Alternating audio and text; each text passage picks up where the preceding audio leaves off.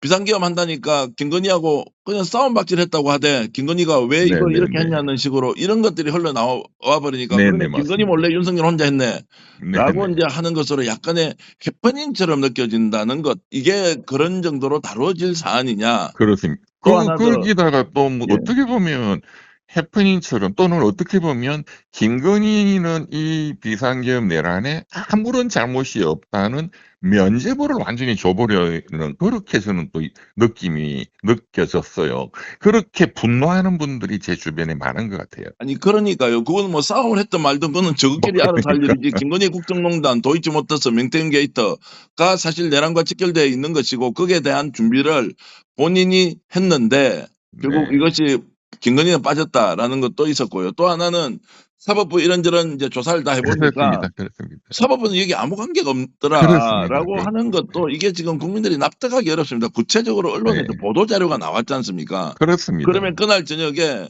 조희대 대법원장 또는 그 천대엽. 법원행정처장이 네.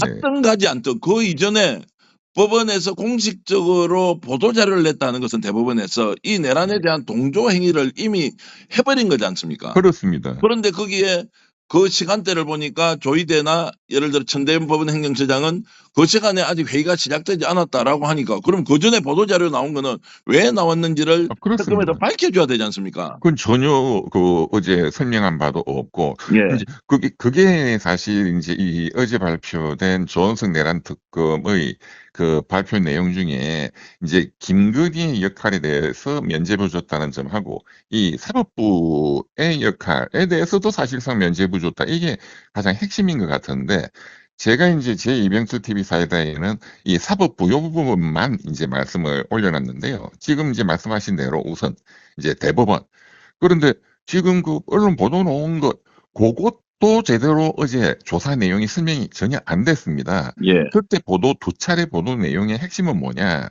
자정 0시 30분경 한 번, 자정 0시 한 40여 분경 두 차례의 보도 내용은 대법원 관계자가 대법원 관계자가 인제 두어 시간 전에 발표된 비상계엄과 관련하여 계엄 사령부에게 대법원의 사법권을 이양하는 내용과 관련한 매뉴얼 등의 협의에 착수했다, 이런 요지였습니다.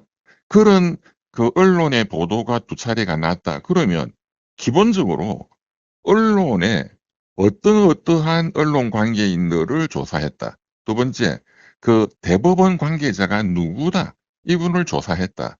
그랬더니 그 보도의 내용은 구체적으로 어떠한 것이었다라는 설명이 일단 기본인데, 이 설명이 어제는 전혀 없었고 통으로 설명이 빠졌습니다. 그냥 조사해 봤더니 조희대 대법원장과 천대 법원행정처장이 자정 0시 한 30-40분경에 대법원으로 왔다.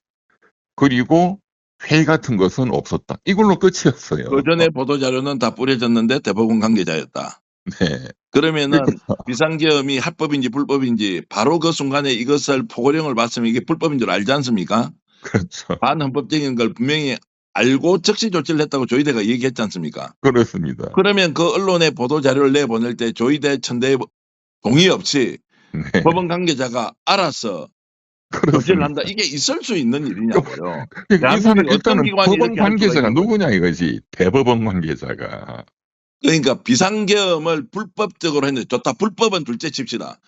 계엄을 선포했는데 윤석열이 여기에 대해서 최고 책임자의 권한자의 동의 없이 관계자가 보도자료를 채널A와 어디에 냈다, 이게 있을 수가 없다는 겁니다. 그러니까요. 이걸 밝혀줘야 하는데 이것도 이제 빠져버리고 천대엽과 그리고 조희대는 그 자리에 없었다, 그걸 발표할 때는. 이제 이게 뭐냐라고 하니까 특검에 대해서 국민들이 기대를 했는데 최소한의 사실관계조차, 새로운 사실은 좀 더 밝히지 못했다고 하더라도 기본적인 규정과 관련된 부분은 뭔가 정확하게 역사적 사초를 쓰듯이 정리를 해줘야 하는데 이게 너무나 맞습니다. 부족했다라는 생각이 듭니다.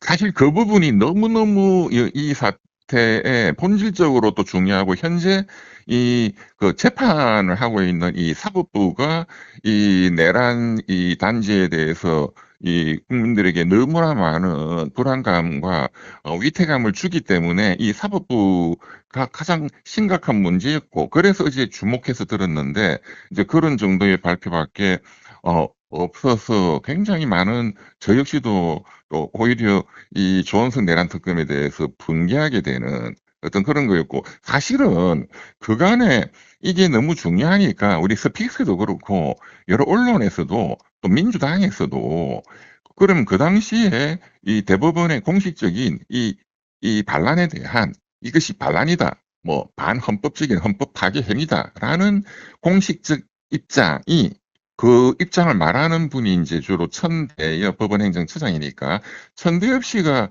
그런 명확한 표현의 입장 발표를 한 것은 제 기억으로는 비상겸 내란 이후 한 8일 정도가 일주일이 지나서 비로소 나온 걸로 제가 기억하거든요. 그래서 이 부분도 정확하게 그 당시 한 사나흘 후에 대법원에서 나왔던 일부의 입장 국회에 불려와 가지고 막 천대엽 씨가 뭔가 뭐 주저주저 이렇게 발언을 했기 때문에 그리고 한 8일 정도 지나서 조금 정리된 내용의 이것은 위헌적인 것이다. 뭐 이런 취지의 어떤 입장.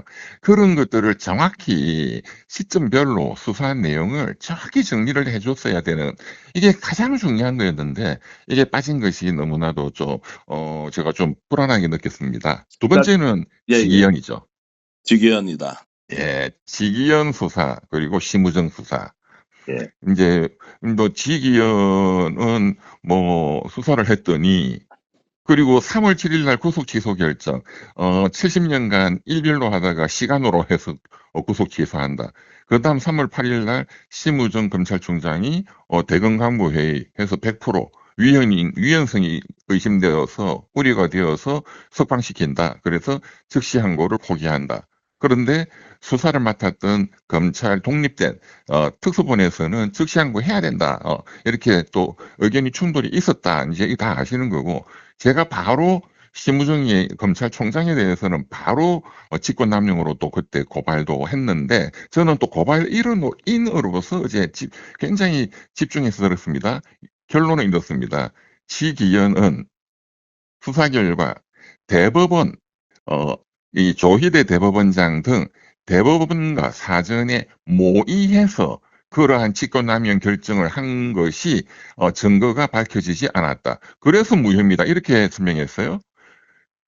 저를 포함한 많은 분들이 지기현을 고발하고 했던 법률적인 쟁점은 대법원과 모의했냐가 아닙니다. 맞습니다. 모의했건 안 했건 그런 거는 두 번째 문제고 지기현 당신이 왜 법을 위반해 가지고 직권을 남용해서 구속 취소를 해 가지고 의무 없는 일을 하게 석방을 하게 하고 이 검찰과 법원 그리고 구치소 관계자의 권리 행사를 방해했느냐, 직권남용 권리 행사 방해, 그것을 수사하라는 거였는데 어디 뭐 전혀 엉뚱한 걸 들고 와서 엉뚱한 게 없으니 이 수사를 한 것은 결론이 지기에는 무혐의다. 이게 말도 안 되는. 저는 그거를 듣고 당신들이 직권남용이고 직무유기다. 조원석 내란 특검 당신들이